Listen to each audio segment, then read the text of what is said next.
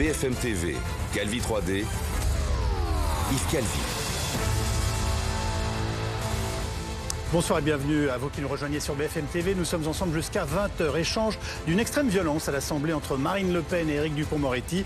La France a les nerfs à vif depuis le meurtre du jeune Thomas à Crépol. Nous en débattrons avec nos spécialistes dans un instant et l'auteur de La France mécanique qui nous a rejoint.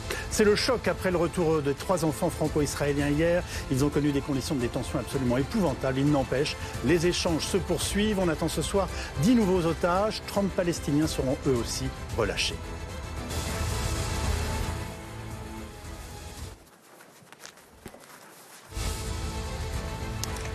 10 jours donc après la mort de Thomas à Crépol, l'Assemblée nationale a rendu hommage au jeune homme cet après-midi. 1 minute de silence respectée à 15h. Un symbole de plus du choc que ce meurtre a provoqué dans notre pays. Bonsoir Laurent Oberton. Bonsoir. Pour ceux qui ne vous connaissent pas, je rappelle brièvement votre parcours. Vous êtes à la fois essayiste, écrivain, journaliste. Vous avez publié plusieurs ouvrages qui ont connu un vrai succès, dont La France orange mécanique ou encore La France interdite. Vos thèses et vos analyses sont largement reprises par de nombreux groupes identitaires. Et je présente aussi votre tout dernier livre, raisonnablement sexiste, paru aux éditions Magnus. Je vous accueille avec Christophe Barbier, éditorialiste politique de BFM TV, Amandine Atalaya, elle aussi éditorialiste politique de notre chaîne, et Guillaume Fard, qui est consultant police-justice de BFM. Amandine, ce n'est pas courant qu'un crime en dehors des attentats occasionne une minute de silence à l'Assemblée. C'est arrivé, ça n'est quand même pas la première fois, mais là c'est arrivé tardivement, c'est-à-dire qu'il y a eu une forme de regret au sein de la majorité d'être certainement passé à côté d'un événement qui a bouleversé les Français. Il y a eu une demande aussi de plusieurs partis, la droite notamment, qui s'est émue du fait qu'il y ait eu une minute de silence pour Naël et qu'il n'y ait pas eu de minute de silence pour Thomas. Vous nous dites qu'on a une émotion en deux temps, c'est bien ça? Alors l'émotion, en tout cas l'émotion, elle a été celle des Français, mais la réaction de la classe politique, en tout cas du gouvernement, a vraiment été en deux temps. On l'a vu, c'est-à-dire que la première semaine, ils ont surtout parlé de la récupération, et la deuxième semaine, avec la venue d'Olivier Véran hier, ils ont tenu à mettre en avant leur lucidité. Et donc, comme ça choquait beaucoup de Français qu'il n'y ait pas de minute de silence pour Thomas, dont acte, ils en font une. Christophe Barbier, avec Crépol et la mort de Thomas, nous vivons en fait un drame d'un autre ordre, d'une autre nature, de par son écho et ses conséquences à la fois politiques et sociales en ce moment, non? Oui, bien sûr, c'est un drame qui a échappé à sa réalité factuelle et judiciaire en mouvement, parce qu'évidemment, on va voir ce que l'enquête, puis un jour le procès déterminera, pour devenir un phénomène politique et sociétal. Sociétal avec des interprétations qu'on peut regarder, critiquer, contester, mais qui sont dans le débat public. Est-ce qu'on est face à un choc des civilisations? Est-ce qu'on est dans deux France qui se regardent face à face après avoir été côte à côte, selon le mot de feu Gérard Collomb, et puis ces interprétations politiques, c'est-à-dire est-ce qu'il y a une tentative de récupération par reconquête d'Éric Zemmour et le Rassemblement national pour valider des solutions politiques radicales contre l'immigration ou contre l'islam? Laurent Burton, selon vous, la mort de ce jeune homme bouleverse-t-elle ou fait-elle basculer la société française? C'est un terme qui a été utilisé hier par le porte-parole du gouvernement. Il y a un risque de basculement de la société. Est-ce que vous le percevez comme tel? Il y a quelque chose d'assez nouveau, c'est qu'effectivement, un crime de cette nature occupe l'actualité pendant un peu plus d'une semaine, et ça, c'est extrêmement rare quand même. On a eu avant cela le cas Lola, on a eu quelques autres cas qui ont défrayé la chronique, mais pour que ça prenne une telle ampleur dans le débat public et médiatique, à ma connaissance, c'est assez nouveau en dehors des attentats terroristes et de ce genre des crimes qui ont déclenché des émeutes, etc. C'est un révélateur, selon vous? Ah oui, c'est clairement, pour moi, c'est plus qu'un fait divers, c'est symptomatique d'une criminalité qui a souvent été ignorée, déniée par les grands médias français. Moi, j'ai écrit là-dessus il y a 10 ans de cela, le livre La France orange mécanique, c'était déjà le cas à l'époque. À chaque fois qu'on disait qu'il y avait ultra-violence, qu'il y avait surreprésentation des individus issus de l'immigration dans ces violences, on me répondait extrême droite, etc. On disparaissait des plateaux et du débat. Et aujourd'hui, c'est plus possible. La pression est telle, la pression de l'opinion notamment, que les politiciens sont obligés de s'emparer du sujet et les médias de suivre. On en parle tous les jours, Guillaume Fard. Donc de certaines affaires criminelles qui effraient l'opinion ou qui ont une résonance forte dans l'opinion.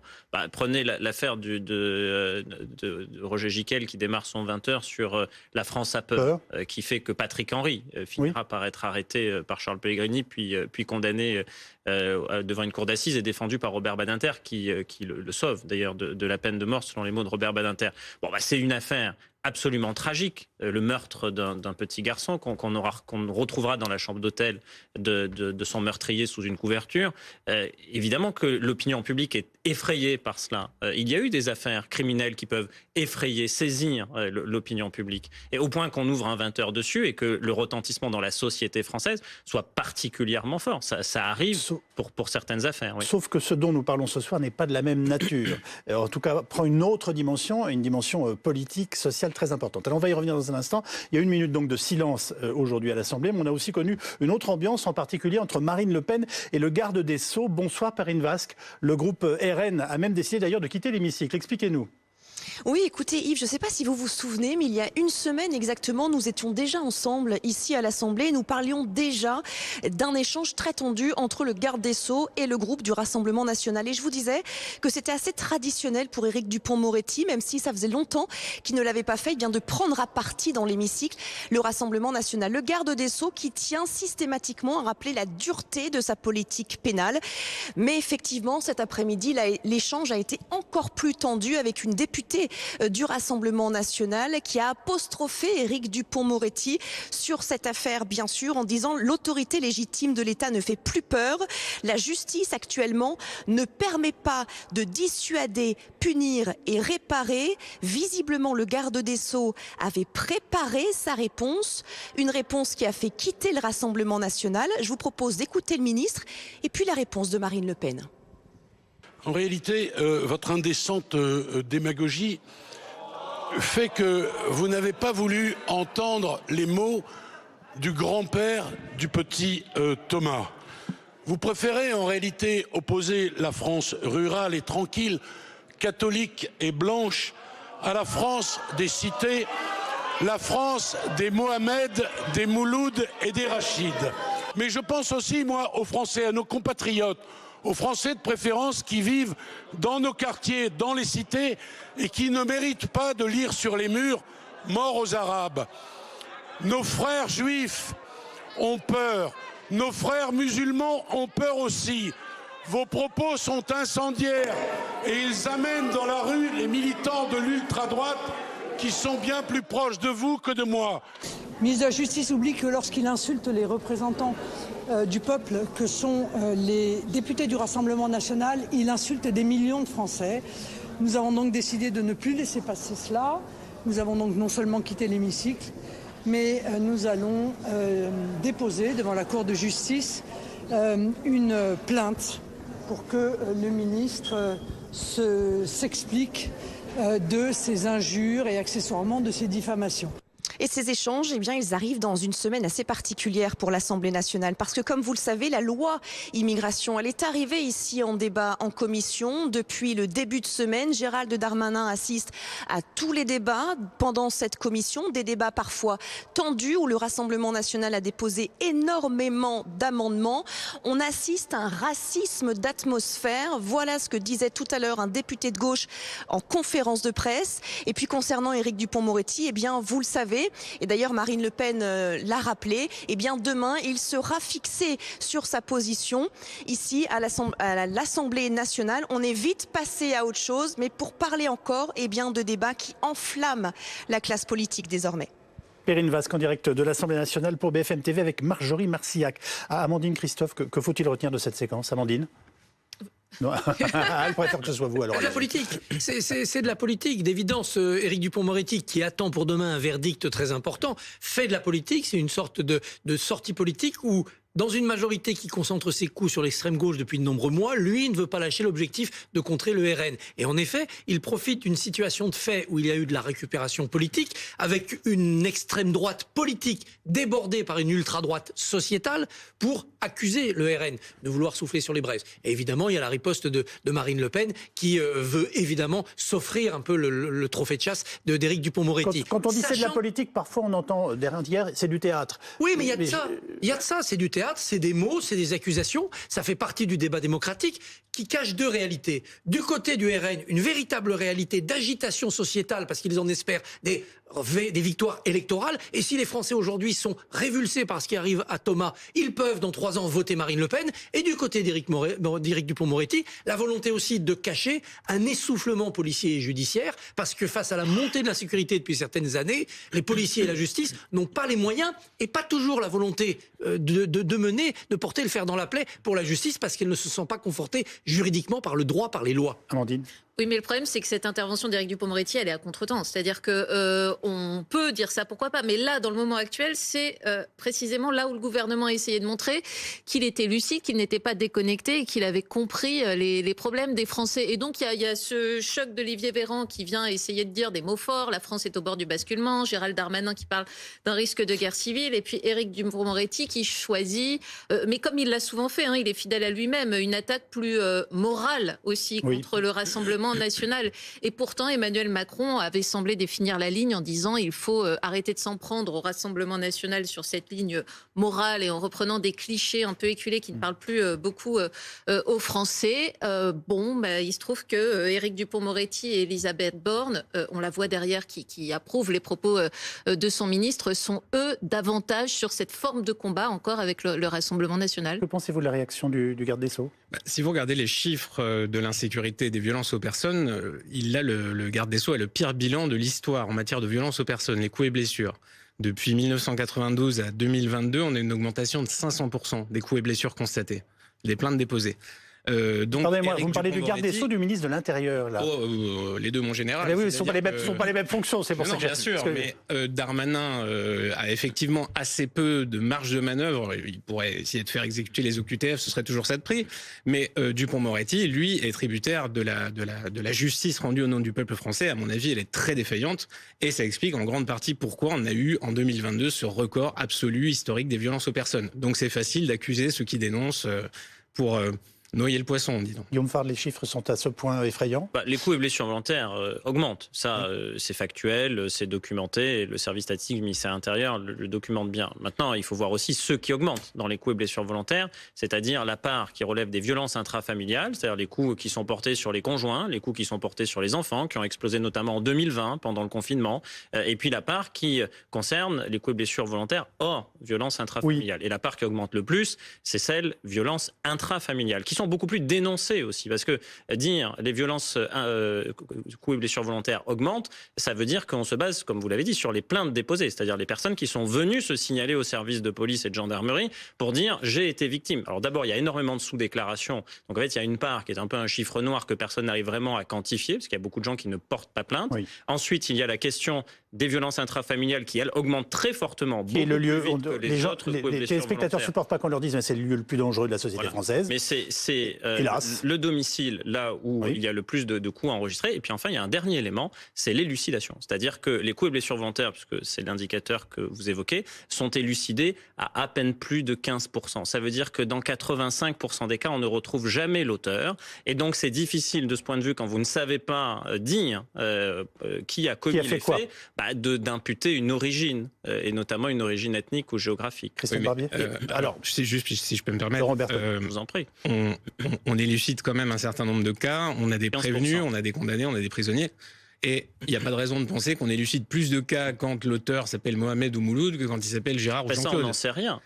Si 85% des faits, on ne parle pas de 10%. Vous pensez que la justice est à ce point sélective dans sa démarche que les policiers en tout cas, ce que l'on sait, c'est qu'on s'est retrouvé 15% des auteurs, c'est très bas, c'est très faible. Donc si on n'en retrouve pas 85%, comment vous pouvez faire une règle générale d'une toute petite fraction ? Par ailleurs, la causalité immigration-insécurité est un court-circuit. Le véritable chemin, c'est que l'immigration mène souvent, depuis toujours, à la pauvreté, que la pauvreté mène parfois à la tentation de l'illégalité, gagner sa vie par le système D, par l'économie souterraine, par les trafics. Et quand on est dans les trafics, quand on est dans les réseaux criminels, on est très souvent emmené vers la violence. C'est ça le chemin. Puis un deuxième chemin, c'est que l'immigration parfois mène à un manque d'intégration, par la faute de l'individu, puis aussi parfois par la défaillance des institutions comme l'école. Et quand on est en défaut d'intégration, on finit par se révolter contre la République, contre la France, et ça peut aller jusqu'à une tentation séparatiste ou terroriste. Donc il faut faire le cheminement complet. C'est pas parce qu'on est immigré que d'un seul coup on va être violent et agressif. On va faire tout un cheminement dans la société difficile Parfois, on en est responsable, assez souvent pour une grande partie,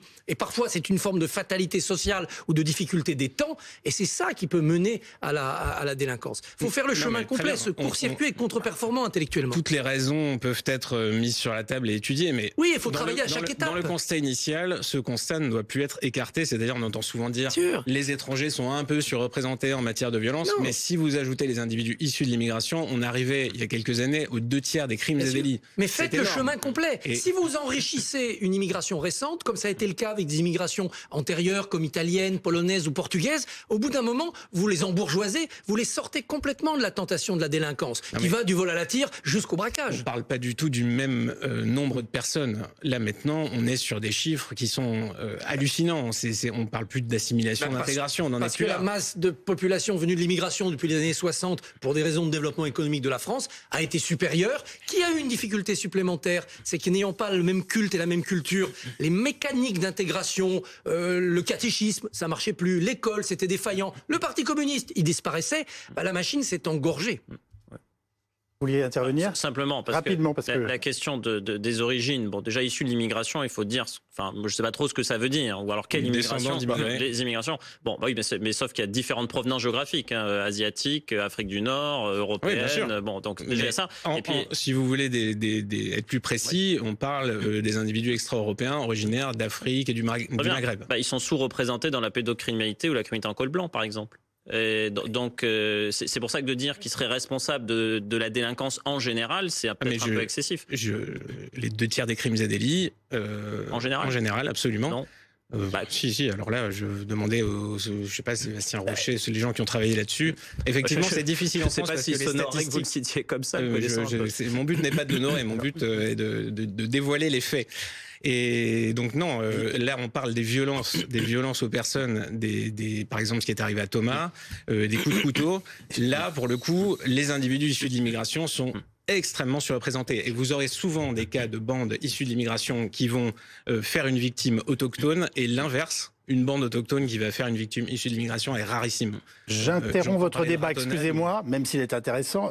Où en est l'enquête quand même sur la mort de Thomas ? Oui, et est-ce qu'on y voit un peu plus clair ? Oui, alors plus clair, on commence un peu à y voir plus clair, mais d'abord on a peu d'informations qui nous remontent consolidées. Il y a celles que le procureur de la République donne. Il y a 9 mises en examen, si c'est votre question. Ça me paraît, je délire, parce qu'on en parle tous les jours, ou ça me paraît d'une longueur invraisemblable. En fait, il y a d'abord... Et vous comprenez que ça alimente la paranoïa. Évidemment, mais c'est une enquête criminelle. Et donc le temps des enquêtes criminelles est un temps long. On peut le regretter. Je suis le premier à regretter. Sur quelque chose où que tout le monde y a assisté, il y a un nombre incroyable de témoins. Oui. On n'arrive pas à avancer plus que ça. Des versions très contradictoires. Et c'est là aussi la difficulté, c'est que le procureur de la République, qui est, soit dit en passant, est le seul à être habilité à s'exprimer au titre de l'article 11 du Code de procédure pénale. Il y a beaucoup de gens qui s'expriment à tort et à travers, mais il faut rappeler le droit et la loi. Il n'y a que le procureur de la République qui normalement peut prendre la parole sur une affaire criminelle en cours. Ce que dit le procureur de la République, c'est qu'il y a des auditions qui sont effectivement en cours, que le motif du fait qu'à un moment donné, il y a un engrenage de la violence ne semble pas encore tout à fait clair. Il y a ce que disent les mises en cause. Les mises en cause disent que un des garçons se serait vu tirer les cheveux en étant traité de Chiquita par un des camarades de Thomas. Enfin bon, il y a cela. Il y a ce que disent d'autres témoins en disant qu'ils ont entendu des insultes à caractère raciste et raciste anti-blanc, ce qui reste là aussi à éclaircir, à déterminer dans le cadre de l'enquête. Ce qui est à peu près certain, c'est que des individus étaient venus armés de couteaux, ça semble assez clair, assez attesté. Que le garçon qui est mis en cause pour avoir porté le coup mortel n'est pas celui qui a agressé le vigile à coups de couteau, mais que c'est un autre qui aurait fait cela. Et ça, c'est les premiers coups de couteau notamment qui sont partis. Et après, pour les origines précises du contentieux, les choses ne sont pas encore tout à fait claires. Et les responsabilités également, il y a des versions qui restent à ce stade des versions contradictoires. Vous comprenez que l'enquête soit compliquée et longue ? On parle de gens qui risquent la prison à vie, hein. Oui, non, mais bien sûr. Enfin, moi, ça me choque pas du tout que l'enquête soit longue et compliquée. En effet, moi, je suis comme tout le monde. Je me dis, quand je vais à une fête de village, j'ai pas de couteau, et ça me semble être le point le plus déterminant de cette affaire. Qu'ils aient dit, quelles que soient les insultes qui aient été échangées par ailleurs. Ce que je constate encore une fois dans les faits, c'est qu'on a souvent ce genre de cas de figure. Autre propos employé par un membre du gouvernement qui marque la gravité de la situation. Cette fois-ci, il s'agit de Gérald Darmanin. Ce matin, sur France Inter, pour le ministre de l'Intérieur, on a évité de justesse une mini-guerre civile samedi à Romans. La France a évité un scénario à l'irlandaise. La France, parce qu'elle a été ferme, a évité un scénario de petite guerre civile. Et je pense qu'ils étaient connus des services de police. Pour une partie d'entre eux, parler des militants d'extrême droite, pour une partie d'entre eux. Et je ne laisserai aucune milice, qu'elle soit d'extrême droite ou de n'importe quel courant radical, faire la loi à la place des procureurs de la République et des policiers et des gendarmes. Là encore, les mots ont un sens, Laurent Oberton. Une petite guerre civile, après la France qui bascule, évoquée par le porte-parole du gouvernement. Alors je veux bien, mais on parle de 80 types qui n'étaient pas contents avec des fumigènes. Il y a eu 0 blessés, 0 dégâts. Si, peut-être une poubelle renversée, a priori, la préfecture devrait clarifier. Non, les policiers blessés, vous niez. Alors celui qui a été gravement blessé, en revanche, faisait partie de ces manifestants. Il y avait un manifestant d'extrême droite qui a été blessé. Si, dans les comparutions immédiates, il y a eu des condamnations pour des violences à l'encontre de personnes dépositaires de l'autorité publique. Les tirs de feu d'artifice? Non, mais des coups qui ont été portés. Non, coups qui ont été des policiers qui ont été blessés par des coups. De toute façon, on n'ameute pas comme ça par réseaux sociaux interposés des gens des coins de l'Hexagone pour venir manifester sans déclaration. Je suis assez d'accord. Je pense que ces individus se portent préjudice à leur cause en faisant ça. Mais ce que je veux dire, c'est que là, on parle de petite guerre civile. J'ai vu la France Insoumise et Roussel et compagnie parler de ça.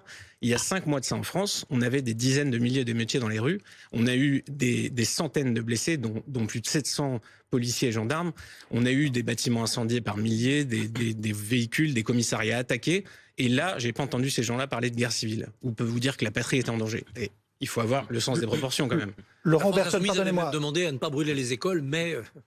3 questions rapides. On a retrouvé, selon un confrère de Radio Bleu pour Radio France, dans les portables de certains participants d'extrême droite à Romans-sur-Isère, les adresses et les noms des proches des suspects arrêtés dans le cadre du meurtre de Thomas.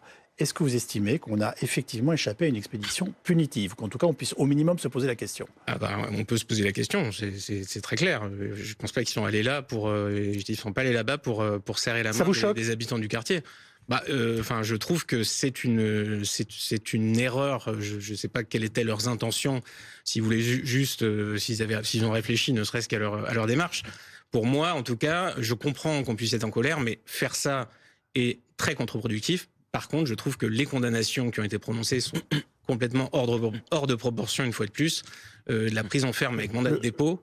Je pourrais vous lister des violences sur des personnes dépositaires de l'autorité publique. C'est ce que c'est. Il y a quelques jours, un policier, un refus d'obtempérer, il a été traîné par le délinquant.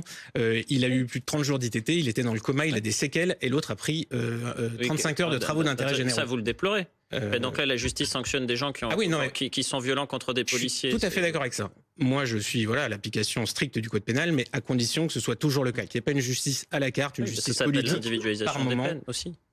On individualise beaucoup. Je reste avec le groupuscule dont on parle. Le propos de ces groupes est-il, selon vous, Laurent Oberton, de se substituer d'une façon ou d'une autre à la police et à la justice en estimant qu'elle est plus capable de gérer ses affaires? Bien sûr. Si vous avez l'extrême droite, la giga droite et tout ce que vous voulez, c'est parce qu'il y a une faillite majeure de l'État et que le citoyen voit bien que l'État, qui a le monopole de sa sécurité, n'est plus capable de l'assurer, de l'assumer, ne fait pas ce qu'il faut, persiste à nier les évidences, et à partir de là, il va prendre des dispositions, il va manifester sa colère, il va s'organiser. Et donc vous le cautionnez? Vous les comprenez? Je le constate. Je le comprends. Parce que ce qu'on vient de décrire, c'est ce qu'on appelait des ratonnades dans la France des années 50-60, ou dans l'après-guerre d'Algérie. Encore une fois, il n'y a pas eu de victimes de ça. Il y a une intention qui est très claire. S'il y a une intention, elle est condamnable. J'espère qu'on s'en réjouit. Non, mais s'il y a une intention, elle est condamnable. Mais en tout cas, il n'y a pas eu de victimes, encore une fois, contrairement aux énormes émeutes d'il y a quelques mois. La présence des noms et des adresses sur les membres des groupuscules explique-t-il la dureté apparente des peines qui ont été prononcées? Ce que dit une procureure. Pour l'instant, vous dites que c'est en gros parce qu'il y a eu des violences contre un policier, que en gros c'est rude. Oui, mais quand elles sont. Moi, ça me rassure pas. Quand elles sont réalisées en réunion, c'est une circonstance aggravante. C'est 5 ans d'emprisonnement, 5 ans d'emprisonnement, 10 mois ferme. Vous voyez que dans le terme de quantum de la peine, on peut aller encore au-delà sur des violences commises sur personnes dépositaires de l'autorité publique.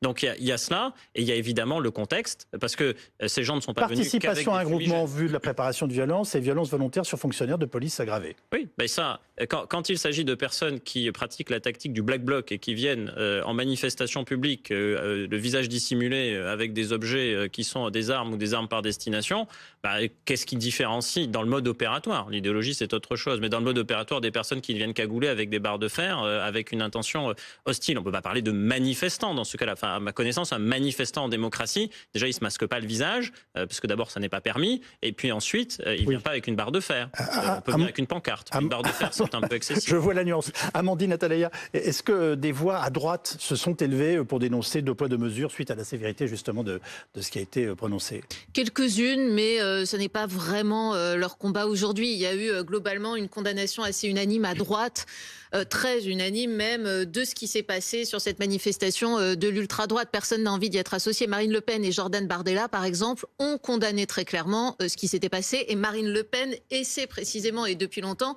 de se dissocier de ce qu'elle appelle ces groupuscules d'extrême droite. Elle avait dit pendant la campagne, vous vous souvenez d'ailleurs, tous les catholiques, comme elle disait, traditionnalistes, tous les païens et tous les nazis sont partis chez Éric Zemmour. Donc c'est sa façon à elle de se positionner très loin de tout ça. Le seul qui en fait a fait une faute politique, c'est Éric Ciotti, le patron des LR, quand il a refusé de condamner, c'était dimanche, cette manifestation de l'ultra-droite, avant de comprendre qu'il s'était trompé et de revenir sur ses propos. Mais disons qu'il a voulu jouer plus ferme que le Rassemblement national ou qu'Éric Zemmour, mais en choisissant vraiment le mauvais combat, à savoir ne pas condamner une manifestation d'ultra-droite. Pourquoi? Ça reste un mystère. Mais à part ça, oui, condamnation unanime sur l'échiquier politique. En tout cas, les groupes identitaires sont donc une nouvelle fois dans le viseur du gouvernement. C'est ce que nous allons voir dans notre séquence Les Éclaireurs. Bonsoir François Capillan. Bonsoir Yves. Gérald Darmanin a donc annoncé ce matin qu'il souhaitait la dissolution de certains de ces groupuscules. Absolument, de groupuscules d'ultra-droite qui est ces derniers jours à l'origine de manifestations interdites, comme celle d'hier soir. C'était en plein cœur de Lyon.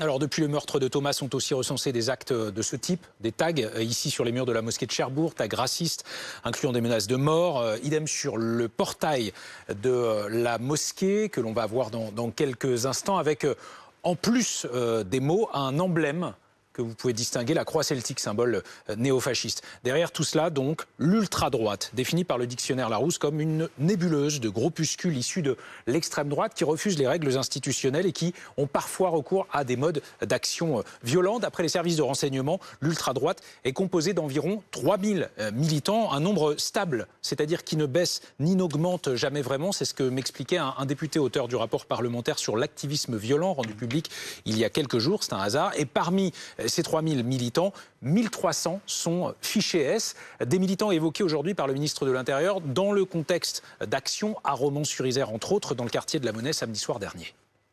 Je ne laisserai aucune milice, qu'elle soit d'extrême droite ou de n'importe quel courant radical, faire la loi à la place des procureurs de la République et des policiers et des gendarmes. Je vais proposer la fin d'un groupe qui s'appelle la division Martel, rien que le nom évidemment nous fait peur, et puis deux autres, je ne peux pas évoquer les noms puisque nous rentrons dans le contradictoire, mais qui sont directement liés aux mobilisations, on va les appeler comme ça. Sachant que l'ultra-droite est composée de familles au sens figuré, il y a les identitaires auxquels appartenait par exemple Génération Identitaire, dissoute il y a 2 ans et demi, les nationalistes, tendance néo-nazie, mais aussi les royalistes, historiquement c'est l'Action française. Autant de catégories identifiables par leur verticalité, c'est-à-dire qu'il y a un chef, on ne conteste pas son autorité, tout cela dans l'esprit militaire ou paramilitaire. Pour quel mode d'action? Historiquement, l'ultra-droite, c'est la violence directe, les agressions physiques dans le cadre de ce qu'elle considère comme un combat civilisationnel à mener, là où l'ultra-gauche privilégie schématiquement les manifestations, l'action collective, ce qui toutefois n'exclut pas toujours la violence, bien évidemment. L'ultra-gauche dont s'inspire d'ailleurs l'ultra-droite pour mieux communiquer, être viral, visible sur les réseaux sociaux en particulier, et pour agir plus efficacement en étant très mobile, ce qui n'est pas une pratique traditionnelle de l'ultra-droite, qui est initialement plutôt dans une logique de territoire. L'ultra-droite qui, d'après le rapport parlementaire que j'évoquais il y a quelques instants, représente aujourd'hui la menace la plus forte sur la société française hors djihadisme islamiste. Merci beaucoup François Capillan. Laurent Berton, certains de ces groupes sont-ils dangereux à vos yeux? Oui, peuvent le devenir. Je pense que des individus isolés, en particulier plus que des groupes, parce que je pense que ça fait longtemps qu'ils ont dépassé cette logique de groupe identifié. On est beaucoup plus dans le casual des individus qui vont s'agréger comme ça justement pour passer sous les radars. En civil en quelque sorte, pour commettre leur forfait. Donc évidemment ça existe, et ma crainte aussi c'est que beaucoup de nos concitoyens a priori paisibles se radicalisent au fil du temps en se sentant abandonnés par l'État, en se sentant non représentés par le média, en voyant que leurs problèmes en bas de chez eux s'aggravent et que ça n'évolue pas beaucoup. Vous pensez que les dissolutions servent à quelque chose? Non. Même symboliquement? Oh, absolument pas. C'est une communication politique et Darmanin, c'est son métier, il fait que ça, il sait faire que ça. C'est pour ça d'ailleurs qu'il sera nommé Premier ministre. A priori, ça rassure un certain nombre de nos concitoyens, mais à un moment, ça ne suffira plus. Ah bah, je ne savais pas qu'il allait être nommé Premier ministre, mais on va quitter ça avec curiosité. Mais c'est vrai que la dissolution, quand on voit la myriade de ces groupuscules partout en Europe, ce sont des groupes champignons, souvent qui sont actifs quelques années, parfois autour d'un club de foot, avec le hooliganisme, parfois localement. Et puis ils disparaissent, ils renaissent au gré des évolutions de leurs militants. Donc la dissolution est une démarche à la fois symbolique, c'est la seule que peut faire la République, et puis elle est assez inefficace. Est-ce qu'on n'a pas sous-traité cela parce que, en effet, on disait c'est résiduel, de toute façon c'est des dingues, enfin voilà, on ne prenait pas au sérieux à la fois un message politique, même quand il est effrayant, et des gens qui peuvent être actifs. On l'a sous-traité parce qu'on l'a quand même surveillé. Guillaume en parlera mieux que moi, mais on l'a sous-traité parce qu'il ne passait pas à l'acte. Donc à partir du moment où il ne passait pas à l'acte par rapport à l'islamisme terroriste qui le faisait ou à l'ultra-gauche qui pratiquait les mouvements de Black Bloc ou les actions de sabotage, eh bien la police les surveillait. Mais tant qu'ils n'étaient pas passés à l'acte, difficile de les traduire devant un tribunal. Ouais. À partir du moment où ils descendent dans la rue pour manifester, on le voit à plusieurs reprises, et où on en arrête qui ont des projets d'attentats, là, ça change de nature. Alors, on a une note du renseignement, Guillaume Fard, qui s'alarme de l'ampleur assez inédite de cette mobilisation de l'ultra-droite et des débordements qu'elle peut entraîner. Et pas qu'une, d'ailleurs. Hein. Oui, parce qu'en fait, il y a des phases. Mais comme pour l'islamisme terroriste, il y a des phases. Entre 1996 et 2012, dans le cadre de l'islamisme terroriste, de l'attentat de Port-Royal, 3 décembre 1996, mars 2012, Mera, personne ne meurt dans un attentat terroriste islamiste sur le territoire national. Il y a des phases, il y a des cycles. Dans le cadre du terrorisme d'ultra-droite, il y a aussi des cycles. Le groupe Charles Martel, dans les années 1970, a commis des attentats. Je pense à l'attentat du 19 décembre 1973, consulat d'Algérie à Marseille. Il y a 4 morts, il y a une vingtaine de blessés, attentat à la bombe, qui est revendiqué par un groupuscule d'extrême droite. Le 1er mai 1995, déjà plus proche de nous dans le temps, vous avez un jeune homme qui est jeté à la Seine parce qu'il est marocain, par des militants d'ultra-droite qui avaient défilé peu de temps avant lors du défilé, avec le Front National, comme on disait à l'époque, pour les manifestations de Jeanne d'Arc. Et donc, plus récemment encore, la Direction générale de la sécurité intérieure déjoue des attentats. Alors, c'est pas la majorité du genre.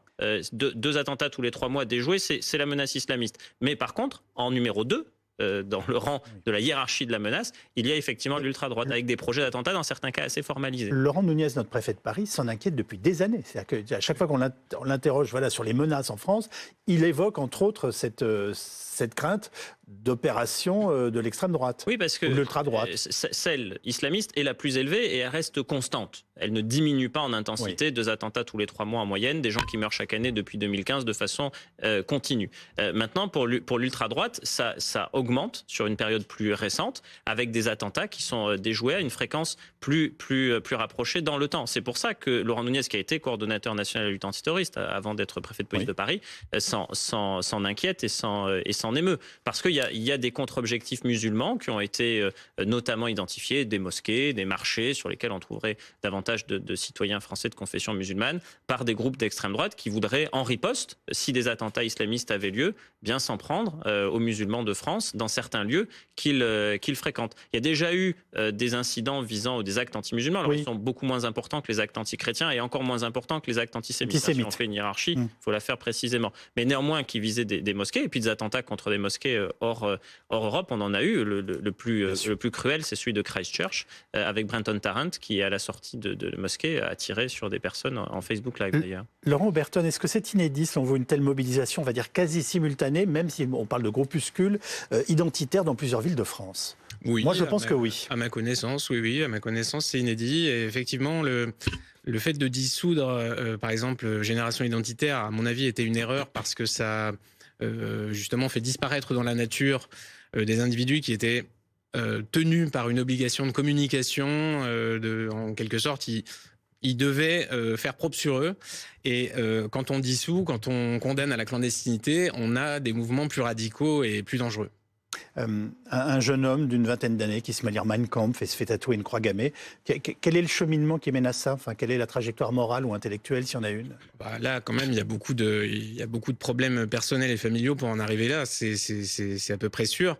Mais quelqu'un qui se cherche une cause supérieure, quelqu'un qui cherche à exprimer sa radicalité, à s'intégrer dans une structure violente et à exister, je pense que ça fait partie des choix possibles. Et la société repose sur des tensions de plus en plus vives. On parle d'ultra-droite, on parle très peu d'ultra-gauche et des militants antifa qui sont très souvent actifs et qui font le coup de poing régulièrement avec ce genre de groupuscules. Oui, ça a coûté la vie à Clément Méric, d'ailleurs. Oui, absolument.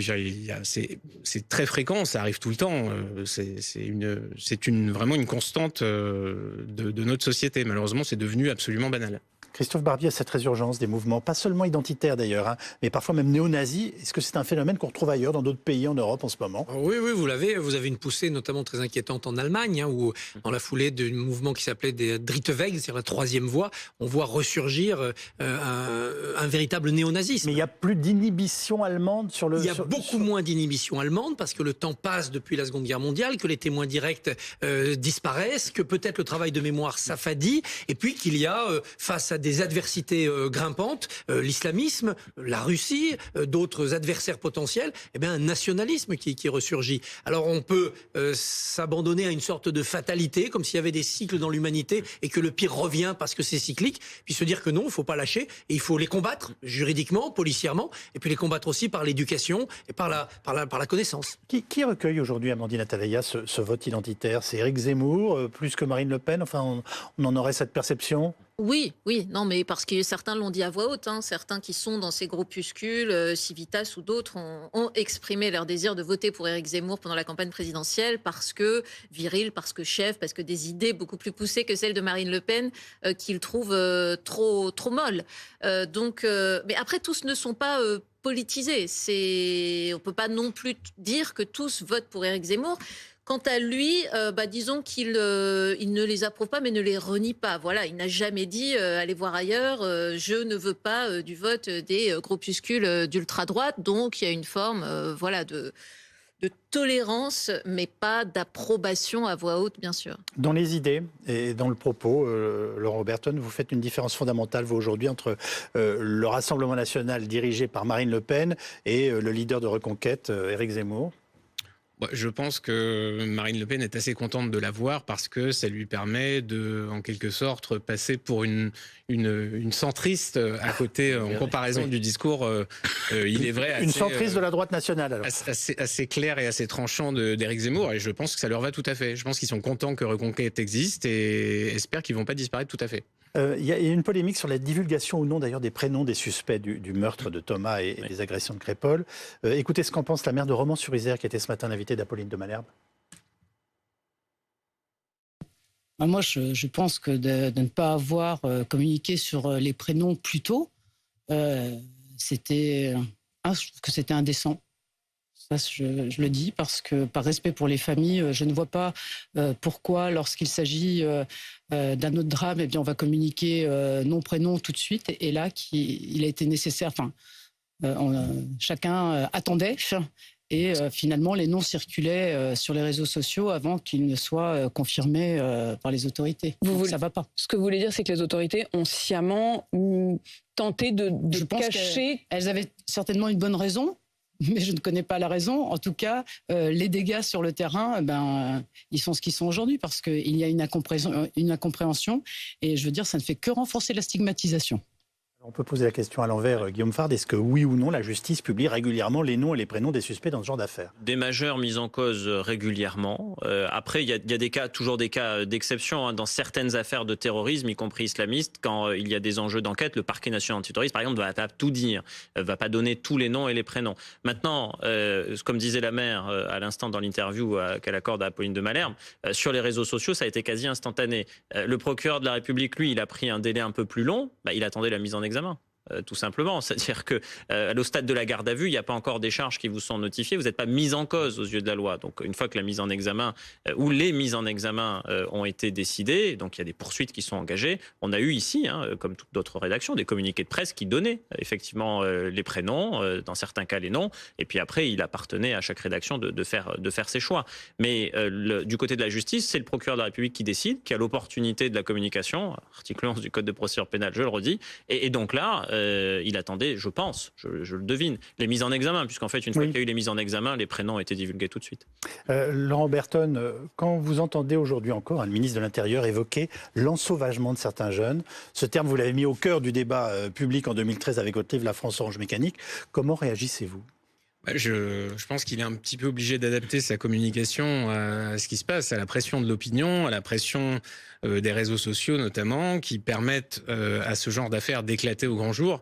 Et donc, pour moi, il affine en quelque sorte sa stratégie. Et dans l'opinion, ça a l'air de fonctionner. Le ministre de l'Intérieur qui passe pour quelqu'un de dur, le menton en avant et martial. Il y a un paradoxe maintenant, c'est vous passez votre temps à lui tomber dessus et lui vous rend hommage, même sans le vouloir, en vous citant. Dès l'été 2020 d'ailleurs. Oui, absolument. Dans le Figaro, dès sa prise de fonction. Malheureusement, moi je suis pas dupe du jeu politique et je sais bien que les mots c'est très bien, mais on attend autre chose, on attend des actes derrière et on peut pas encore se contenter de faire ça. Sarkozy le faisait déjà, Pasqua le faisait déjà, ils l'ont tous fait depuis Mitterrand et la situation n'a cessé de s'aggraver. Donc je ne crois plus ce genre de discours. Dans votre livre Big Brother, vous dénoncez le fait qu'une majorité des médias soit dirigée et orientée par des gens de gauche.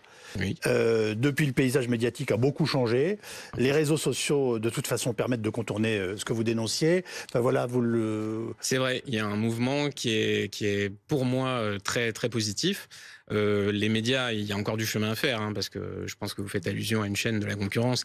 Ça reste une chaîne. Non, mais on peut citer très simplement, par exemple, la puissance du groupe Bolloré, aujourd'hui propriétaire du JDD, d'Europe 1 et de CNews, par exemple. Oui, ajouter Valeurs Actuelles et d'autres titres. On a l'impression que c'est très bien. Il y a une pluralité qui existe. Voilà. Mais cette partie-là des médias, qui longtemps s'est cru à juste titre sous-représenté, maintenant à pignon sur rue et même plus, et continue à se dire victime d'une espèce d'omerta et de domination. Là, si vous réécriviez la France Big Brother, vous ne pourriez pas reprendre cela. Leurs audiences cumulées, presse écrite et télévision, sont phénoménales. C'est-à-dire qu'en nombre de médias, si vous analysez les aides à la presse, si vous analysez le service public notamment, là pour le coup la pluralité laisse à désirer. Il faut mettre aussi la presse quotidienne régionale qui est extrêmement diverse dans les thèses qu'elle porte. Franchement, de ce côté-là, thèse, c'est un combat que vous avez gagné quelque part. Il y a une évolution qui est positive. C'est pas encore tout à fait de votre représentatif. Il y a des gens dans le débat public de mon point de vue, évidemment. C'est bien suffisant. Ma question n'est pas attendue. Avant de nous séparer, est-ce que Thomas Lonvoux est victime du vivre ensemble que vous dénoncez depuis des années ? Ah oui, absolument. Il est martyr de cette idée folle et de l'aveuglement de nos élites depuis des années, de ne pas avoir vu ce qui arrivait, de ne pas avoir eu le courage de nommer les choses et de prendre des mesures sérieuses contre ça, oui. Et malheureusement, il y en aura d'autres. Merci beaucoup, les uns et les autres, d'avoir participé à ce premier dossier d'actualité. Dans un instant, les toutes dernières nouvelles de nos otages.